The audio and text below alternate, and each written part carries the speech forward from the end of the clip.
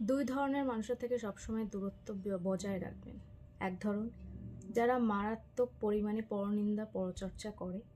দ্বিতীয়, যাদের মধ্যে মারাত্মক হিংসা আছে।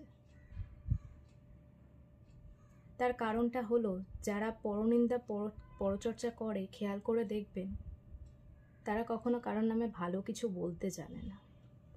তারা সবার মধ্যেই কিছু না কিছু খুঁত বার করবে, এবং কে বলতে পারে আপনার পেছনে সে আপনার নামেও বদনামি করছে।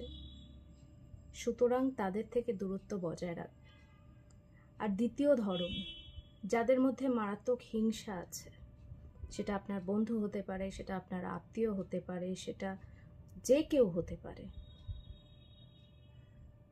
তারা আপনাকে প্রত্যেকটা পদে পদে হিংসাই করবে। হয়তো আপনার কাছে কিছু নেই যেটা হিংসা করার মতো, কিন্তু তাদের নেচারটাই হচ্ছে ওরকম যে তারা হিংসাই করতে জানে।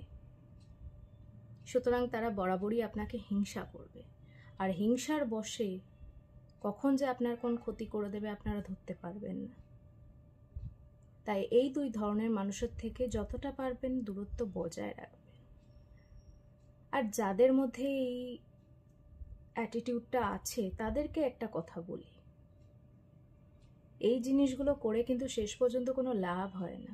কারোকে কোনো হিংসা করে, কারোর ক্ষতি করে, কারোর নামে বদনামি করে আসলেই বড় হওয়া কিন্তু যায় না।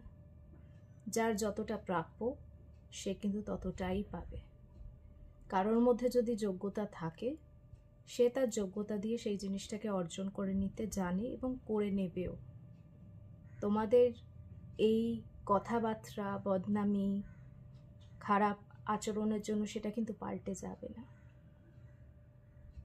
আর কারোকে হিংসা করেও কিন্তু ভালো থাকা যায় না। তাই নিজেদেরকে বদলাতে চেষ্টা করো, দেখবে অনেক ভালো থাকবে, মানুষের ভালোবাসাটা পাবে। কিন্তু এইগুলো যদি করো, দূরত্বটা বেড়ে যাবে, কেউ তোমার নিজের বলে থাকবে না। ভালো থেকো, সুস্থ থেকো।